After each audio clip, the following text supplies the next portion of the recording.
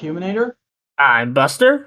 And this week in Toku, we're going to be discussing us finally hopping on a trend, the Sentai Mecha world finally joining the 21st century, and the other shoe dropping in Donbrothers. But before all that, Buster, how you been? Not great, but now I'm better. Yes, this episode's late again. Yeah. There were personal issues and things going on and stuff, and just a heads up, everybody, it's probably going to happen again next week. Yeah, I mean, it's literally on our recording day next week, so we're gonna probably have to wait. Sorry. Mm-hmm. That's fine. Yeah, I mean, it's really just holiday. It's not like as bad as why this episode got delayed. Yeah. Honestly, I feel like most people who do listen to this podcast regularly aren't terribly bothered by it being delayed a day. It's happened enough now. Yeah, it's like, like Tuesday and Wednesday you can expect. Mm-hmm. That's fair. How have you been doing, Mr. Vacuuminator? I'm quite well, actually. I just had some mochi, and there was a pretty good G.I. Joe fan first event today that put me on a bit of a toy high. Nice. I agree with the sentiment going around that a lot of people have been sharing of like, wow, that Marvel fan first event and this G.I. Joe one were really nice. It's a shame Power Rangers can't have ones like that. However, I don't agree with the way a lot of people are saying it on Twitter. I don't want to name names, but there's people who have been like bad-mouthing John Warden directly, and I'm like, do you want this man to hate us? Because he's not going to come around and like actually get better if we treat him like shit. Yeah, especially because I don't think he's done anything terribly offensive yet. I mean, I do agree. Like, honestly, that's just a lot of Power Rangers critiques on Twitter. I do agree with a lot what's being said. It's just the way we're going about saying it is garbage. Mm-hmm.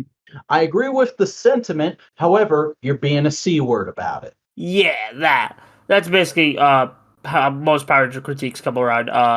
But yeah, also between that, like, honestly, I'm considering like going into other Hasbro brands. Like, I tried Transformers and I'm like, I can't, my ADHD brain can't really do the complex ones. Like, I tried getting a Black Arachna and I just couldn't like play with it properly. So I'm just like, I'll probably maybe I'll get into a G.I. Joe or buy like the meme Marvel Legends because I just like memes.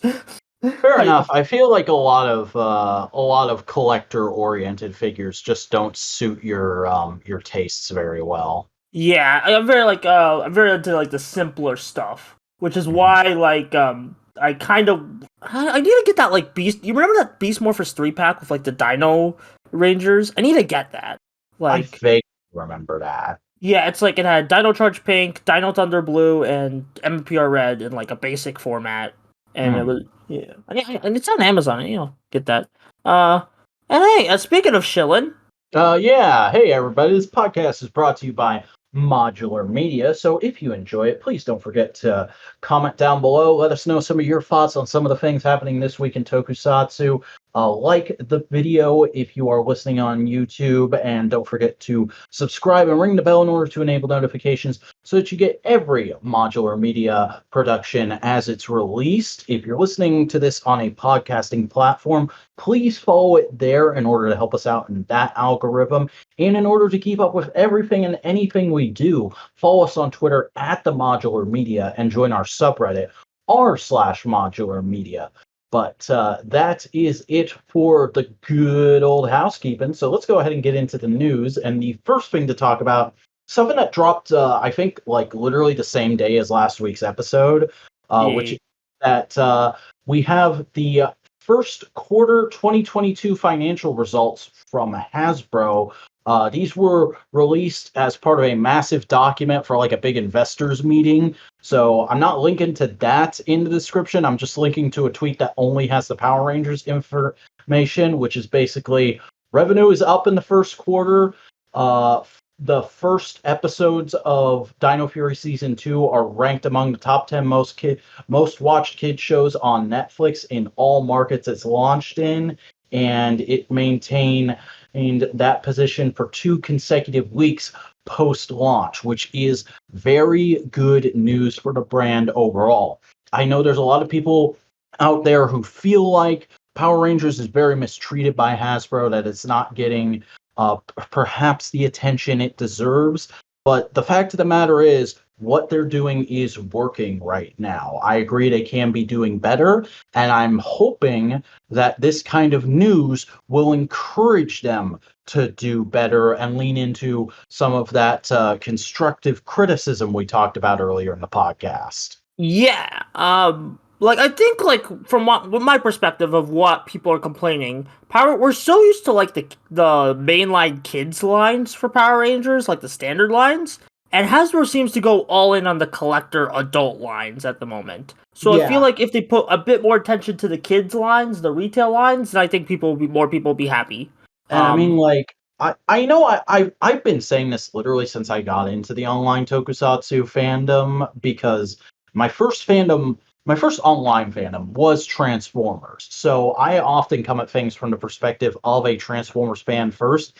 And the fact of the matter is, over the last like 10 to 15 years, Hasbro has learned a lot of their attitudes based on the success of Transformers, which has been largely based on nostalgia from its 1980s incarnation. So the attitude Hasbro tends to take to a lot of its brands is based around trying to create an evergreen aesthetic that comes from the original or like oldest well-remembered incarnation. And that's why they've been trying to focus, not necessarily as heavy as maybe some other regimes have, but somewhat heavily on MMPR, Zeo, Zordon era in general. Which I'll admit doesn't really jive very well with Power Rangers as a brand because it is something that very much relies on constantly reinventing itself. But if you take a step back and think about it, things make sense. And I think they're starting to learn the pros and cons of doing that and sort of adapting to it now that we're almost 4 years into their ownership. Yeah, I do feel like a major retool is on the way. Not like the reboot, like all the stupid rumors saying, but like a retool and like how they're. I feel like stuff is coming. It's just we're waiting for it to be done. Yeah, For it to I show it. think we got to get past Dino Fury before we really know what that looks like. Yeah, because like people are saying, oh, Beast Morphers is the transitional season. No, Beast Morphers and Dino Fury are the transitional seasons because they were both like produced with the Notion under Nickelodeon. So it's like even if like Dino Fury season 2 is on Netflix, it's still like very much a transitional season. I'd say. Mhm. And I suppose we should take a minute to also address the fact that just like Netflix is currently in the process of imploding. Yeah, they canceled a bunch of promising shows. They said the Boss Baby is what they should be doing. They renewed Big Mouth again. A lot, Uh, and that's all based around the fact of they raised their prices, lost about a third of their subscriber base, and then said, okay, so we need to cut corners, introduce a smaller price range that includes ads, and we're going to get rid of the ability to share passwords, which is only going to affect them even more negatively in the long run, in a lot of people's opinion. yeah, So I think it's safe to say Hasbro might have backed the wrong horse as far as distributing Power Rangers as a show. Whether or not they are going to take any corrective action to that is yet to be seen because, in all likelihood, they signed a multi-year contract with Netflix that's going to be hard to get out of. yeah. Especially because like the actual official reports on what Hasbro's planning says it will be distributed on the future projects will be distributed on Netflix. Now, here's the thing: I don't blame Hasbro for backing the Netflix horse. They had no idea this was gonna happen. They had no idea. This is just like, oh, like, because I still think that was a good decision at the time. It's just now we have hindsight. It's just no, we didn't know any of this could happen. It's like going on the Titanic. You didn't know it was gonna sink. Exactly. Yeah. And you know, like, and there's always the possibility that Netflix won't actually sink. They're gonna go through a bad year or two, and then, like Hasbro with Power Rangers as a brand, they're gonna have to course correct quite a lot, and they'll get back to maybe not where they have been for all these years, but back to a similar sort of status. Uh, However, that's just not how things are looking right now. Right now, I think Boingo Rider and I on No Prize podcast this week basically said, at the moment, it looks like they're going to get bought by somebody and stripped for parts. Yeah, that could be very possible. Especially because all the big distributors of their big shows left. Like DreamWorks, who distributed a lot of popular cartoons for them, was on Peacock now. So And they had a few shows with DreamWorks in development, if I remember correctly. yeah, well, I think those got canceled once Peacock booted up. So Oh yeah.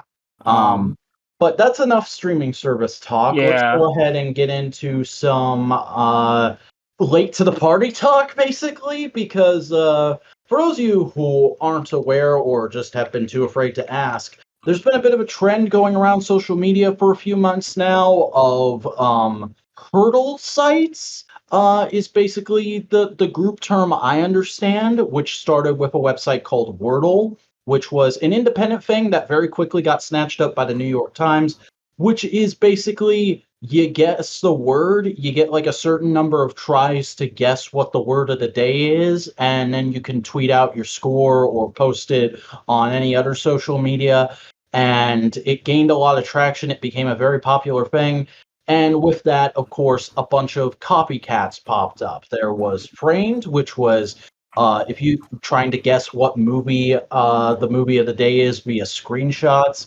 And there's been a bunch of Heardles, which is basically guess this song based on the first couple of seconds. And it's been around for about 2 or 3 weeks now, but I only just found it in this last week. There's now a Tokusatsu Heardle, which is pretty much entirely based around openings, which I understand, but I hope eventually, if this site continues, they'll add endings and inserts, because I listen to those too. Yeah. And it's fairly fun. It's the one of these sites I've actually gotten into just because, I actually feel fairly confident with some of my guesses. Whereas with Framed, I was like, wow, I don't watch enough movies. And with Wordle, I'm like, I'm a fucking idiot. I don't know how to spell things. Same. But this one is pretty good. I actually got yesterday's, which was Gosei Sentai Die Rangers opening, on the first try, which was I mean, that's first a pretty time iconic opening. Yeah, but it has a weird ass intro that's not in the TV version, so you wouldn't immediately guess it unless you've listened to the full version a bunch of times, which Yeah. I have. And I actually haven't done today's yet, so I'm gonna go ahead and try and give this a shot real quick. I just can't help. Well, let's hope it doesn't translate it doesn't you have your headphones so Toei doesn't copyright darn butts. I don't think it does that, but and you get to do a second, 2 seconds, and then 3 seconds, and then it proceeds like that until you've gotten basically halfway through the song and it kicks you off. So I'm gonna try the first second here. I'm gonna laugh my ass off if it's what I think it is. Okay, it's not Gokaiger. I really thought that was Gokaiger's opening riff for a second there. Okay, I don't recognize this at all. I'm just gonna go ahead. Let me try. Let me try. Yeah. Do you have the link? Yeah, I have the link. I'm pulling it up right now. Okay. Oh, I know this one. What is it? I'll tell you after I guess it properly. Okay. Yes, I got it. What is it? Ultraman Taiga. Oh, I haven't seen enough Ultraman. Yeah. No, I really like the Taiga's opening. It's really good. Buddy Steady Go. Yeah.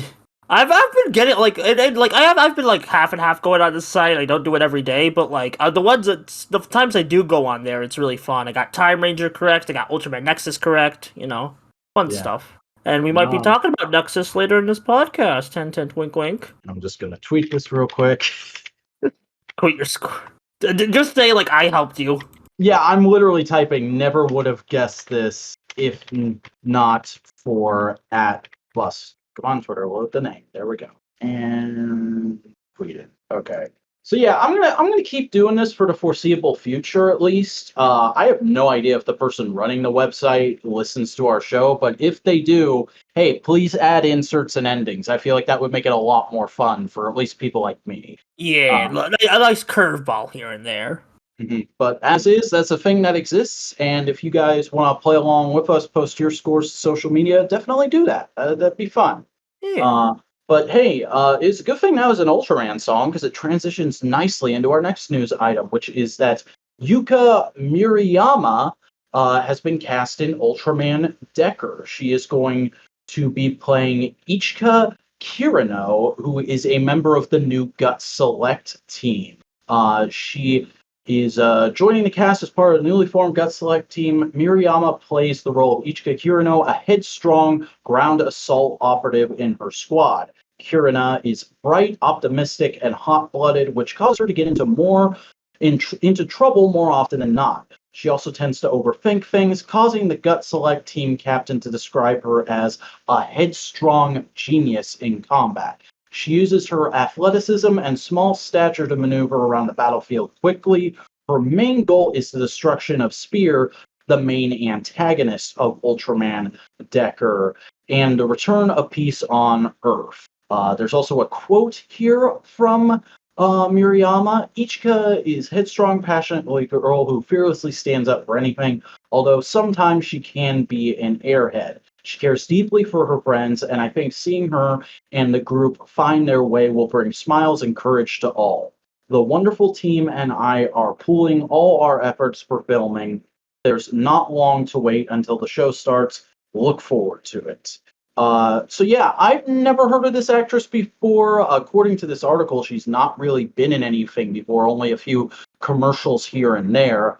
But she seems fairly nice, and it seems like another very, very traditional Ultraman female protagonist. However, a bit more of a tomboyish one this time, I'd say.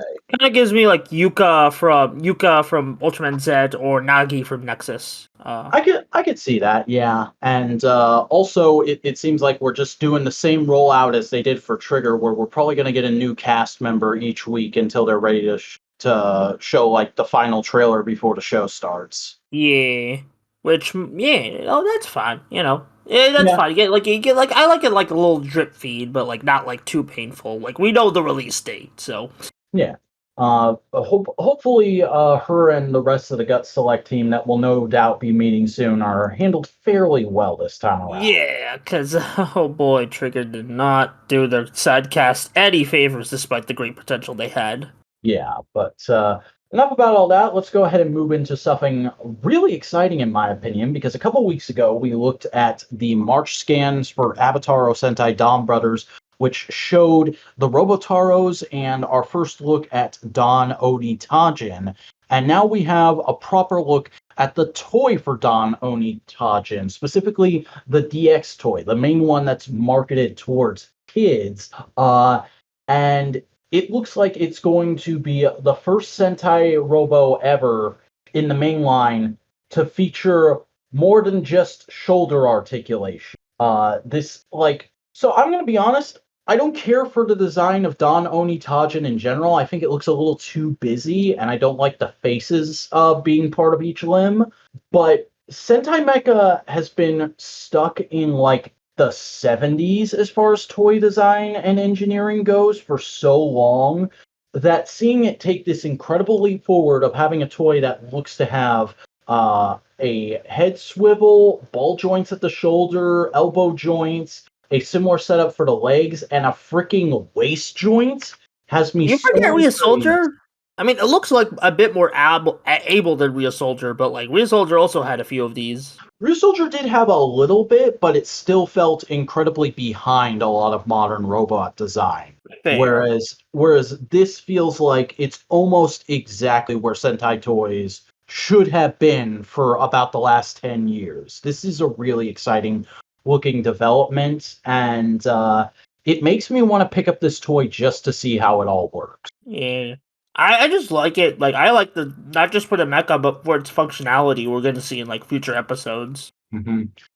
That being said, we should also mention that this toy will be releasing in late May of this year, and because of the extra articulation and the engineering needed to accomplish that, this is going to cost more than Sentai Mechas have in the past. You're looking at approximately $90 USD. Yeah. So 90? Wow, that's going to be a pricey boy. Yeah, this article says 93,050 yen, and just going off the top of my head, I believe that translates to about $90, give or take. So We shall see if it's worth the price, but it looks like a very intriguing toy, just going off of the few images we have at the moment. Yeah. I'm very interested to see if it'll be a practical or CGI suit in Donbrothers itself. Yeah, that is interesting. I really do want to see how they tackle that. But continuing on with the toy news here, we have a couple of SH Figuarts announcements. Kamen Rider Espada Arabian Night and Kamen Rider O's Tajador combo Eternity will be Both joining V the cinema line. forms. Yeah, this is just the V Cinema bundle right here. You like V Cinemas? Come get your V Cinema figures. Yeah, I like V cinemas because they give us cool forms. Stories can be hit and miss, but like yeah. Ikazuchi Espada. I mean, no, Ikazuchi. No, that's a You a all right? sword. That's You a all right over sword. there? No, Okay, that's what Ikazuchi is what Espada calls a sword. Like no, but yeah, Espada's form looks pretty decent. Not like the best form, but pretty solid. Like the little like very nice. Like it really works the night theme well. I am very tempted to pick up Tajador Eternity because it's basically just Tajador but fancier, and that's neat. I'll be honest, I don't like it as much as regular Tajador, but I do really like these promotional photos. Just Oh kind of yeah, the attitude in the poses is really cool. yeah, probably because like spoilers, it is Ankh.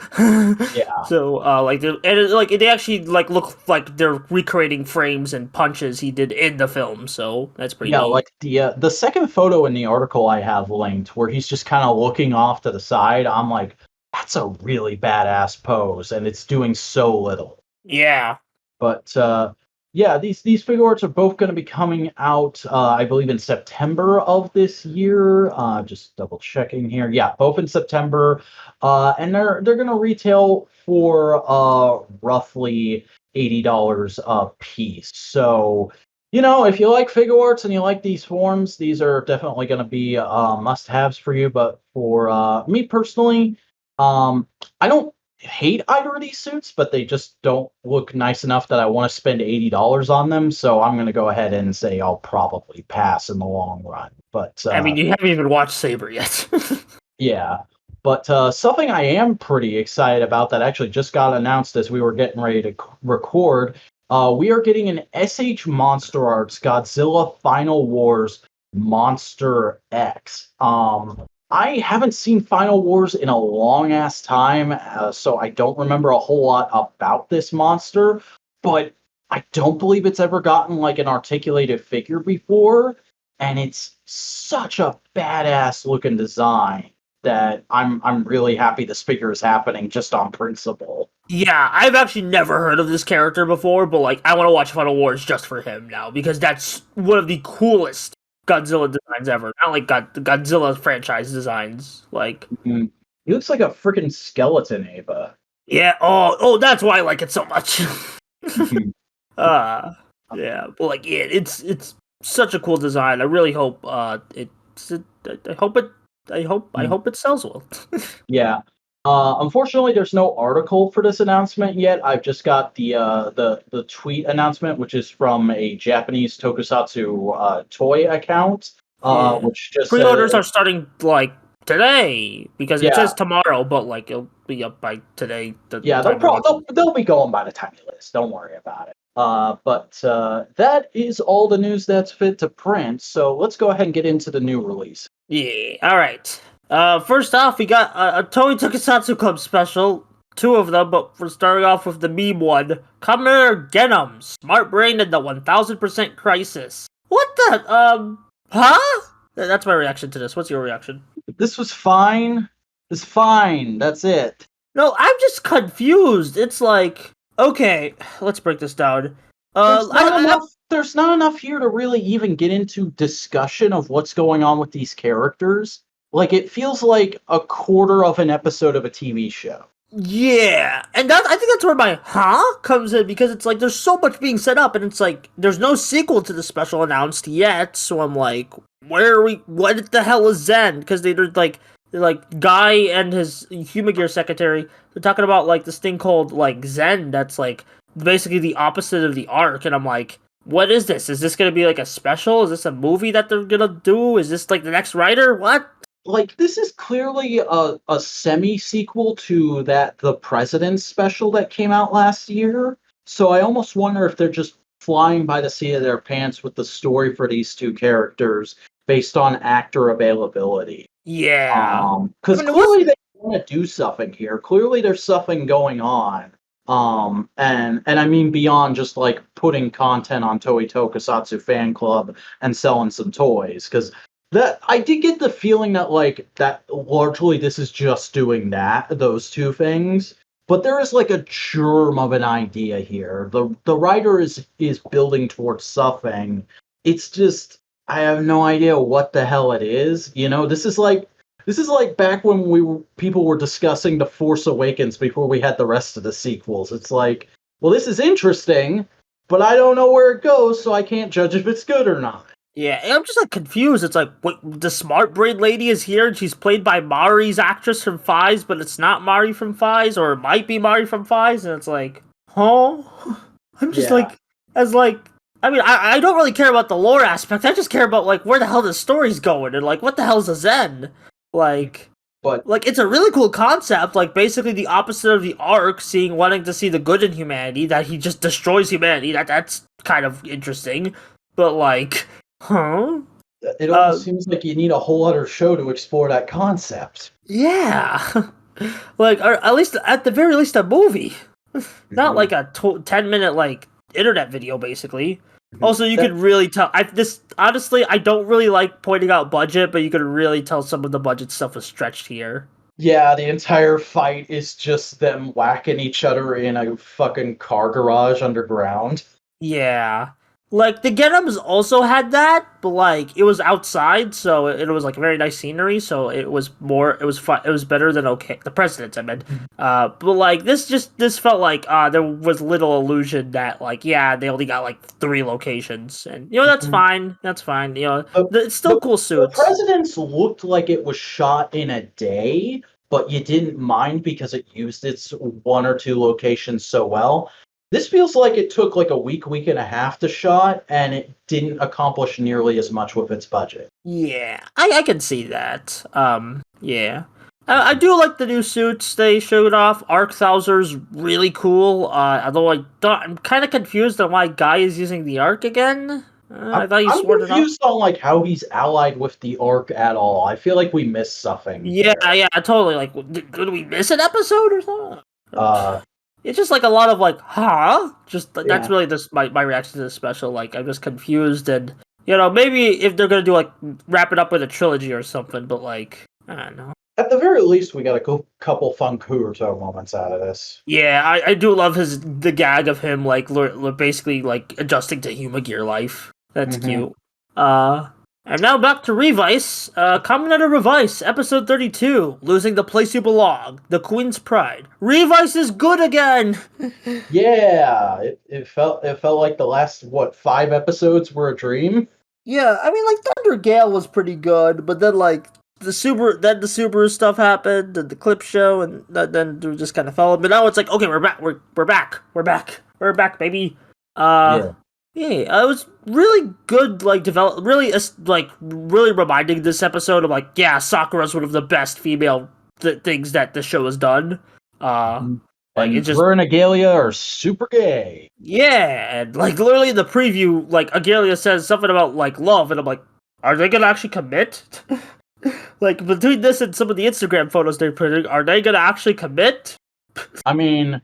after High School Heroes last year, I'm feeling a lot more confident about Toei doing that kind of stuff. Yeah, especially because like Sakura is like, that the writer did. Sakura is already a huge step up in like writer representation.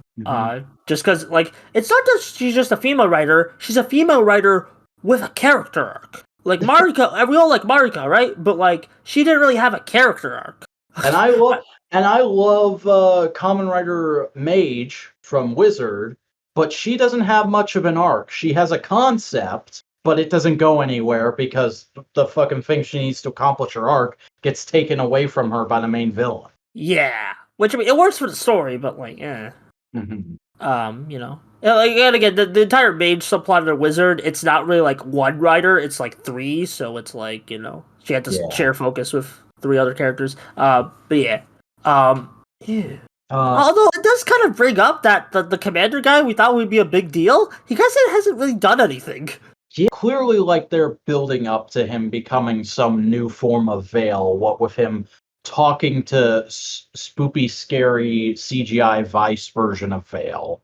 Yeah, which we do actually see in like clips from the Veil special. So that clearly is Veil. I actually do like how like Veil's like demon design. And I know it's just a Vice repaint, but it's a good repaint. Dang it. Mm-hmm. Also, they kept her around for longer than I thought they would, but man, ever since they introduced her, I knew that Doctor Lady was gonna get mooked. Yeah. I mean, like I just thought she was gonna appear for like 1 episode because she kind of disappeared for a while. Then she just came up again. It's like, okay. Mm-hmm. Like she reminds me of Tachibana's girlfriend in Blade. Yeah, it's like, yeah, I can kind of. At least Tachibana's girlfriend actually had more development, I'd argue, because like she That's actually fair. had, yeah, like I did, yeah, pretty solid episode. I do like how like the entire arc of like Sakura basically is like I have to fight, like I have to confront Aguilera on my own. I can't just let the main writer do it because it's my fight, and it's kind of like you could see it as a bit meta about how like main writers will often take like accomplishments that like other characters should probably get, like of defeating villains. And they'll be like, and then that character will go, "Wow, this character's amazing. That's why we're best friends." And it's Yeah, like that no. kind of shonen stuff. So it's like, that I mean, I could not be their intent, but that's what I saw it as. So, at the very least, they avoid. I almost forgot. It was nice seeing Dad again. Oh yeah, Genta just came back from a sabbatical. Yeah, that's nice. Oh, hope he's doing well. Like, if the Veil special's any indication, man suffered a lot. Speaking of which, yeah, Revised Legacy, Kamen Rider Veil, Episode 3. we're back to the tasteful edge. Yeah, let's go, baby! And this feels like a mix of Episode 1 and 2, where we got that tasteful edge, but you still got that wholesome romance, and it's like, this is actually like, this might be the highlight of Revised for me, if this keeps up. I really thought this miniseries was gonna feel super trite and like it's just trying to make me feel things. But no, I do actually feel a little bit for these two because we got that whole episode of just them bonding. And it wasn't just he gets tortured and then he sees her for 2 seconds and he goes, "Oh, I love you." No, it's like he has to spend the last episode and most of this episode figuring out, "Oh shit, I love this woman." Yeah, and I think like that, just like the actual like, instead of rushing through it, I think that makes it like stand on its own. Like, I'm pretty sure like if you just want like a short writer series, then I'm pretty sure like if this sticks to landing, I'm pretty sure I can recommend you Veil as like a precursor to Revice, like to get your appetite wet, kind of like the Drive Episode 0 special. Yeah. Although I would argue that this is a little less good than Drive Episode 0 in that like it kind of ruins a major spoiler right out the bat. Oh, fair. You can watch Drive Episode 0 and you won't know who Proto Drive's user. Okay, that's valid. You're right. Because yeah, you're right. I just realized that does, yeah. Or just like a neat piece of writer media, if you will. Yeah. But yeah. I also I think I'm finally growing on the Veil suit. I was like not a big fan of it at first. I was like that's kind of ugly, but like no, I'm really liking it now. It's not the best, but it works for what it is. Yeah. I think like just what bugs me is the little like beetle wing. I don't know. Like I feel like that I've grown on it, but like it bugged me a bit. I feel like it's kind of meant to look like the hip cape, kind of like a hip cape like the Magi Rangers have, but because it's translucent, it doesn't work near as well. Yeah, Vice Legacy Veil is a good surprise. Yeah, I really hope it sticks to landing. Although, like, it kind of makes me wish that this is in the main show because this kind of feels necessary for the main show. Oh my god, if they had spent the last few episodes doing this as like a flashback arc instead of the Saburo shit, that would have been so Kino. Oh my!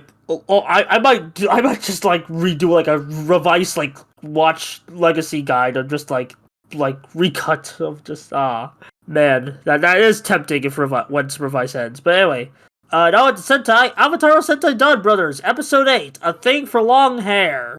You know what? This is great, I love it! Donbrothers is 8 for 8, baby!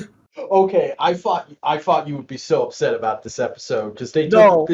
took our soft male life boy and they just said, "Yo, he's Michi from Kamen Rider Guy." No, okay, no, I actually like that because it's like, oh, like he's a bit like screwed up, and I kind of do like when characters go through dark edge arcs. It's just they need to be executed well, and like, and I actually had a theory this might happen. Like, not even before we heard about Miho, like the one that Inusa, Aba, and Kiji are gonna fight over. I kind of have a feeling when I saw the two CG Rangers, I was like, they could have a rivalry arc, and apparently my brain was right. And we still don't have full confirmation that Miho is oh god, I forgot his name, the Black Ranger. Tsubasa. It is Tsubasa. Yeah, we still don't have full confirmation that Miho is Tsubasa's ex because it's a different name and a very different look. It looks like it's the same actress. Yeah. But that could be just them leading us along. But there's still no confirmation either way. So the way they kind of tease it out and show those two interacting this episode, it's like, well, you clearly want me to think that might be the case. So what the hell? And also, like, Miho might have something up about her, because, like, she's pretty confident, and, like, she kind of, like, acts, like, a bit of more damsel-y, even though she is pretty capable, like, to motivate Kiji. I remember a couple weeks ago, when after he went through his whole hot shit arc, she said, well, yeah, I actually kind of like you when you're less of a man, and I can kind of dominate you. Oh! Like, what the fuck?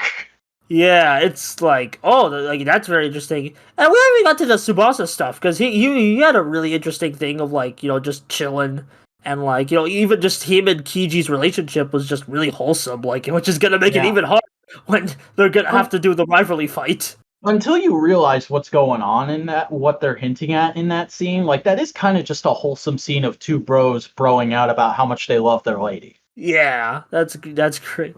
And it's just speaking like, of wholesome, there's a couple of really great, just little incidental scenes of Sentai characters saving people from regular shit in this episode. Oh yeah, like it does, like also like the brain persons of just like it really does establish that they do want to save lives, but they want to destroy the ugly, kind of like what we were mentioning with the Zane thing from like Genums. But like, and that is, it really does like emphasize a rival Sentai team, because they do want to, like, they are trying to be heroic, but like in a way that doesn't really mesh with our hero standards.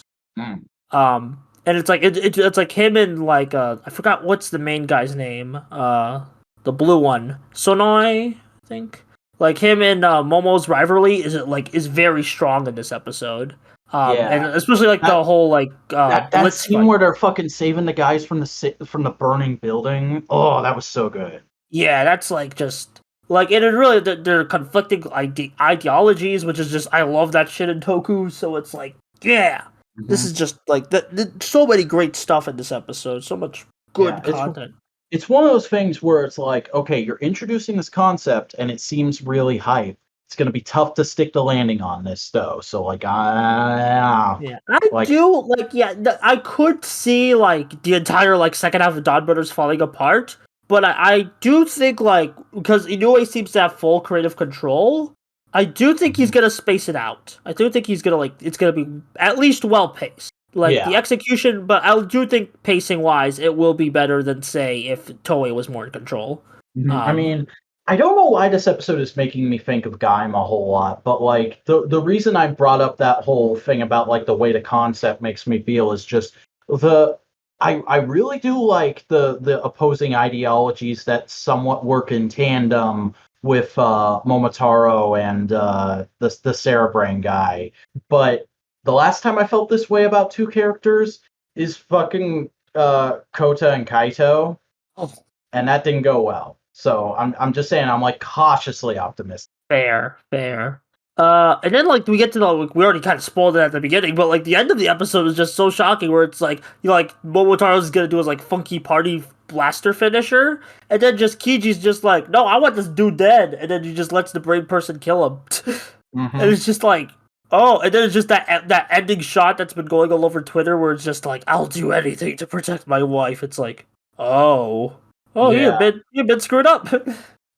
It was a nice little like, oh shit, like, and again, we're only 8 episodes in, so seeing them go there so fast when they could have spent like the first 25 episodes hinting at that before we got to that reveal. So makes me think they've got a lot of arc and whatnot planned out for this guy. Yeah. Or like my theory is that they're gonna kill both of them off. They're gonna both die at once or something, like in a rivalry battle, or like one will survive or something. And It's then they'll like entirely possible, but like, oh man, I don't know if they like. Are you thinking like that's final arc shit, or if that's like halfway point shit? mid arc, like That would when be insane, but I'd be into that, yeah. yeah, I don't know, like that's just crazy thoughts that I haven't really expressed. That just like what could Dawn Brothers do, because it's like not both from like okay, they're gonna want to stop the CGI Rangers eventually, so like but like also this story could happen and they're hinting at this, so it's like, you know, it's just my brain, like this is, I just love how like stimulating like the show's concepts are being to my brain. uh Yeah, it's yeah. good. Hey, Dubbers is probably my favorite toku out right now. Yeah. Yeah, I know. Also, I know Dog Edger's High School is happening. I still need to see Nice Buddy. I'll watch. I'll try. I just haven't had the time to watch Nice Buddy. I'm sorry. Uh, Yeah, well, what actually? Okay, you know what? That's a bit like I do have the time. I just haven't like had the motivation like to watch Nice Buddy. you I don't haven't know had why. the initiative. The initiative, and I probably will get. Hopefully, we'll get to it next week. When I did have time and initiative to watch, I finished Ultraman Nexus When did you start watching Nexus? Because I feel like that last was year. okay. I was gonna say I feel like you said you started it on the podcast, but I don't remember when that was. Yeah, that was like a while ago. I watched the first 10 episodes a while ago, and I decided, hey, you know what? Nexus is still on YouTube. I should watch it. And I'm gonna cry. God, Nexus is so good. Oh, okay. Spoilers? No, you could, the final episode, I'm not gonna say what happens, but you could really tell that they had to cut an entire arc out, because literally the final episode is kind of rushed, but like it's still a really good culmination of the show's themes. And it's really interesting, like how like Nexus is basically like the main character isn't an Ultraman, but like the Ultraman still has like this interesting concept behind him, and like I don't want to say too much because a lot of Nexus is kind of spoilery, and I feel like if I just I want you to watch it on your own, or at least watch my video to like get like, because I'm gonna write a video about it. I don't know when it's coming out. I want to get the script right. But like it's just like there's a lot of like spoilery, like big twists and like cool ideas in Nexus that I want you guys to watch for yourself. Yeah, that's kind of my thoughts. Again, like I'm holding so much in, but like I don't want to spoil. I don't want to be the guy to ruin it for you. Fair enough.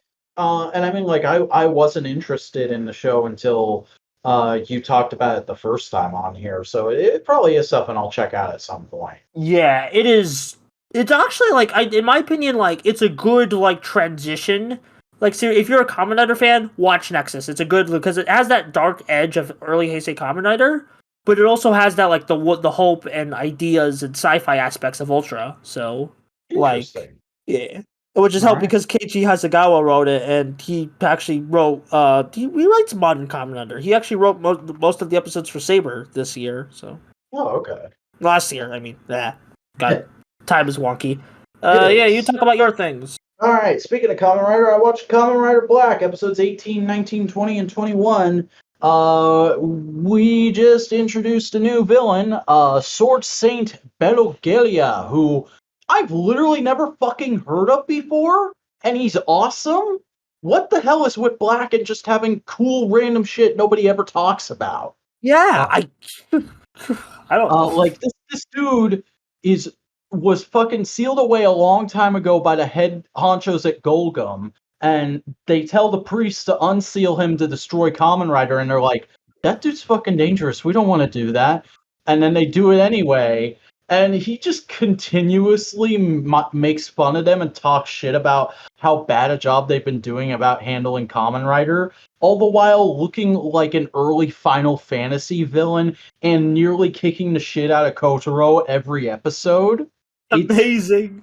It's really fun and really cool, and like it feels like one of the best like early Heisei. There's a big bad monster only gonna get defeated by the first upgrade form. Yeah, a general, like a first general. So I know that's not coming, which has me even more invested in him because so far the only way Kotaro has been able to survive, not beat him, is by just barely outsmarting him. Like in episode 20, I believe it is, there's a point where like he's figured out all of Kotaro's attacks and he's just blocking them all perfectly. So what Kotaro does is he just throws everything at him once. He at once. He throws a punch which Belugenia blocks with his shield, and then as he's coming in with his sword, Battle Hopper takes the hit from the sword, and then Road Sector just plows into him from behind. Oh, that's raw. That's raw. Yeah, it's real good. I'm enjoying this arc so far. But then also I've been listening to something that's not strictly speaking a tokusatsu show. It's a tokusatsu podcast called Writer Club Radio, and I wanted to go ahead and promote it a little bit on here because for those of you who haven't heard of it before or haven't heard me talk about it before, because I've talked about it a few times over the years, Writer Club Radio is kind of the inspiration for this show. It was around for a good long time before our show, and it's actually over. You can go and listen to the show in full, one continuous run. They did a weekly format that started with Kamen Rider Drive, and then I believe like 10 episodes into Build, they switched to a monthly format, and they did that up till halfway through Geo. And then they ended the show because they were all just like getting busy and they weren't super into Geo. I will say it's a little different in the show in that they have a much more antagonistic sense of humor, and they're not entirely into certain aspects of tokusatsu. Like there's a lot of "oh god, I hate toys" jokes in the show, which can get a bit grating at times, but I enjoy having that different perspective and getting to sort of examine things from a different viewpoint. And once you kind of figure out where everyone is coming from, the show does have a lot of charm to it, and it's a pretty fun listen. So if you're looking for a Toku podcast that covers older stuff, this is probably the best recommendation I could give you, just because, well, it's going week to week following Kamen Rider, but it does occasionally touch on Sentai and a few other things here and there. Like there's one of the first couple episodes, the main co-host just goes on this long rant about the Space Sheriff series, and it's really interesting. So I'd recommend at least checking out a few episodes and seeing if it's for you. I mean, I do like the artwork. Like, Yeah. All the episode images are actually drawn by the main co-host, Jeff Paddington. nice. But That's good stuff. yeah, so solid podcast. I definitely recommend everybody check it out. It's one of my all-time favorites, so I've just been re-listening to it lately, and it gave me the presence of mind to talk about it here because when it wrapped up, I was a little sad, and I've always wanted another Toku podcast like it to exist, which was part of the impetus to do this show. So Surpass the what? sort of kinda, I guess, yeah. But yeah, I think that's everything we need to discuss this week. So Buster, why don't you tell the good people who you are and where they can find your content if you should want them to? Hey, I'm Buster Corp. I do videos on the internet. I recently released the Yu-Gi-Oh! Re-Rains analysis. I should have other Toku and non-Toku related content on the channel soon. I've just been busy and stressed, so please bear with me on that. But in the meantime, go follow me there. Also, recently opened up a Tumblr blog, where you can find it at Buster Corp. I am sometimes I'm just gonna write analysis. I did a revised checkpoint where I'm like, I just discussed some of the things I've been feeling about the show. Yeah, also on Twitter at BusterBlade3. Nice. I am the Vacuuminator. I make videos on YouTube when I have time and initiative to do so. So go and follow me on YouTube. It's youtube.com/thevacuuminator. Subscribe to that and all that good stuff. I'm on Twitter tweeting and twatting about every little thing. That's at the Vacuuminator, and I'm on Instagram posting photos of things and stuff I like at the Vacuuminator with an underscore. But folks, That is it for this week in Tokusatsu. Thank you for joining us, and we hope to see you back here next week to talk about, well, whatever the heck happens that week in Tokusatsu.